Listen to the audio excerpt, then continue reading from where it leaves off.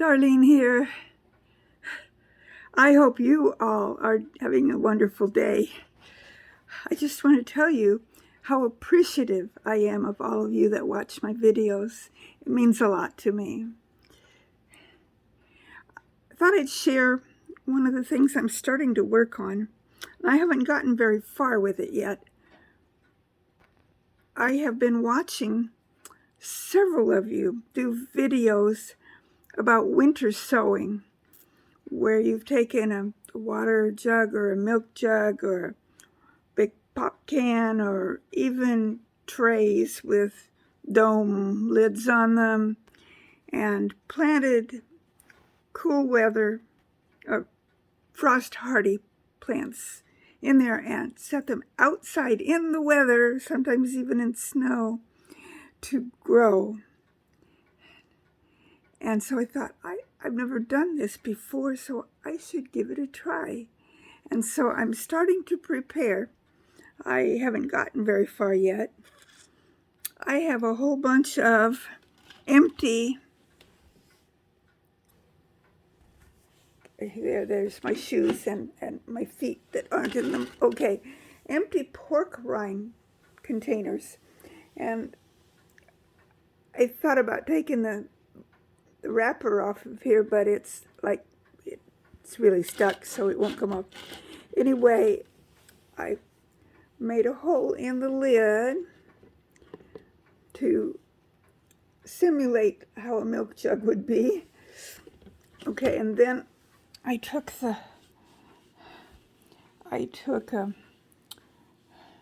had a hard time finding something that I ended up using a knife to cut this, except for just in one area so that I could have a little hinge. And now the other thing I need to do, and I have to go out into my husband's man cave to do this, is take a drill and drill some drainage holes in the bottom and on the side toward the bottom, so that any water that naturally comes in the top here will water what's inside, but that it won't get too much water. And then I'll put masking tape around that. Well, first of all, I put dirt in there, the potting soil, and then plant my seeds. Perennials like echinacea, various flowers that are frost hardy, or vegetables that are frost hardy, to plant in the bottom, and then wrap it up with duct tape, and then take it outside and put it in my garden in the weather.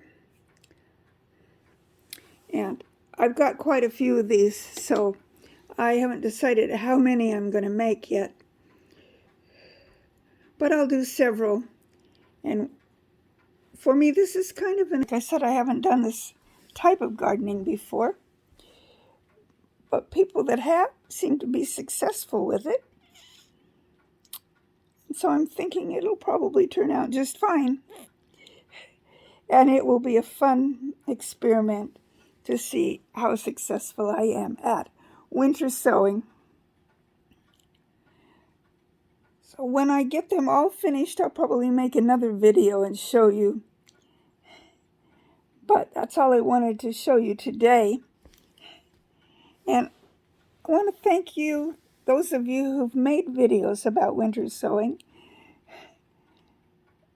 You each have different little ideas about how to make it successful, and I've kind of put those ideas all together, and I'm excited to try all of your ideas.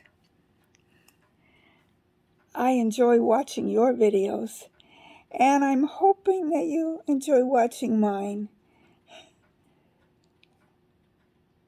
I'm such a small gardener. I'm not you can't call me a homesteader because I don't have any chickens or ducks or goats or cows.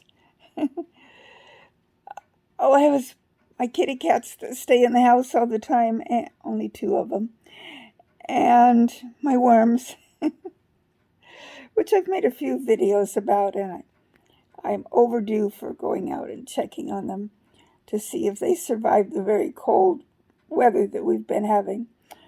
Our snow's all gone, but the cold weather isn't all gone. I think it's supposed to start warming up a little, but I'm not real sure about that.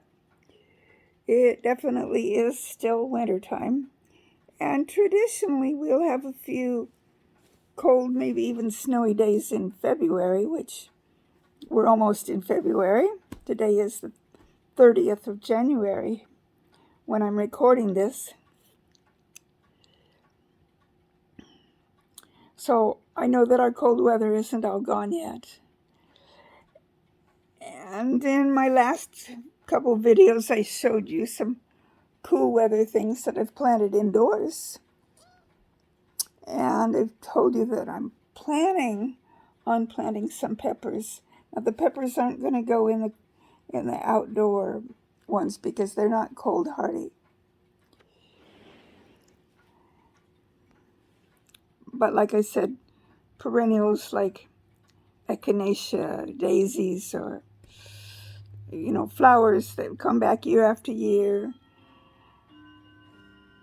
and vegetables that are cold hardy like Swiss chard and spinach and maybe even some cabbage. And I haven't decided what else.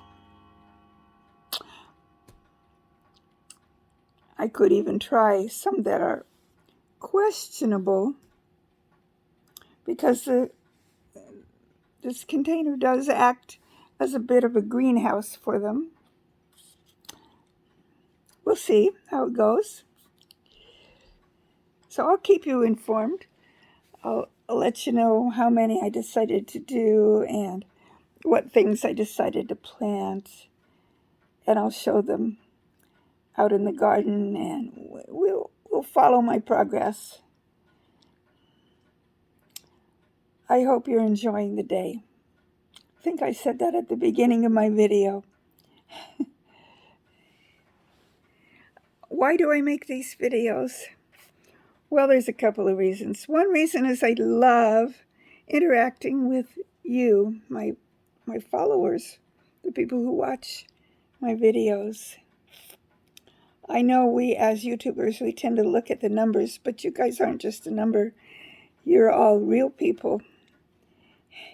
And I really, really enjoy the interaction that we all have with each other as we follow along with each other's gardening and or homesteading journeys. One of these days I should probably list up some of my really favorite channels. And if you know of some channels that you think maybe I haven't watched before, I know you have no way of knowing what I watched and what I haven't watched, but if you've got some favorites, let me know them, and if I haven't been following them, I'll subscribe and follow them if I like what I see.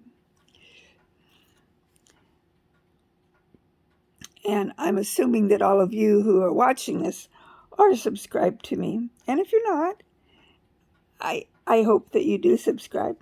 You don't have to, it's up to you. But I do hope that you do. Because I appreciate all of you a lot.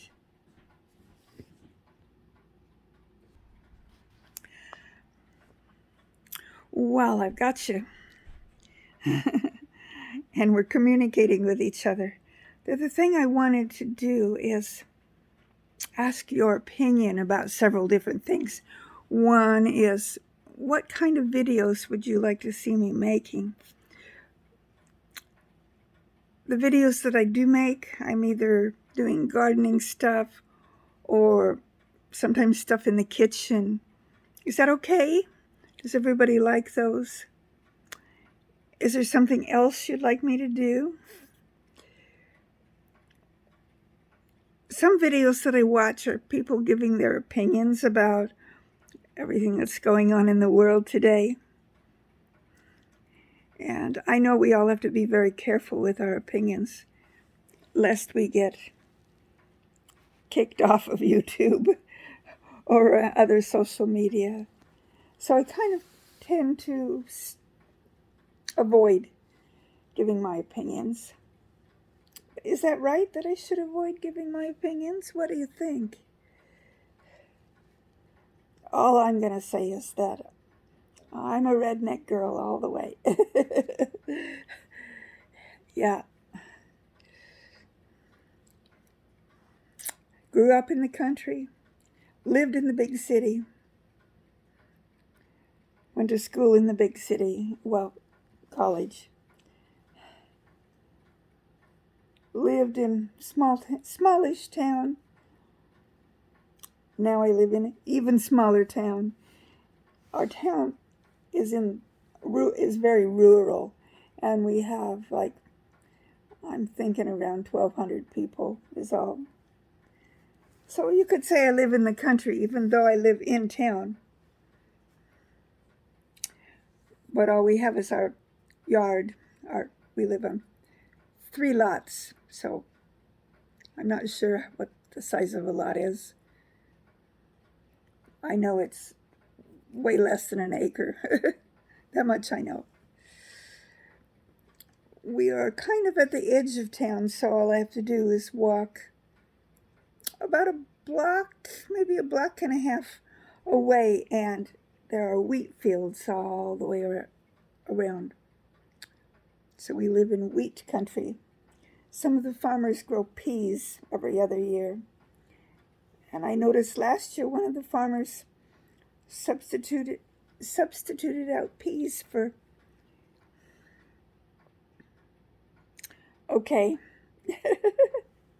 canola.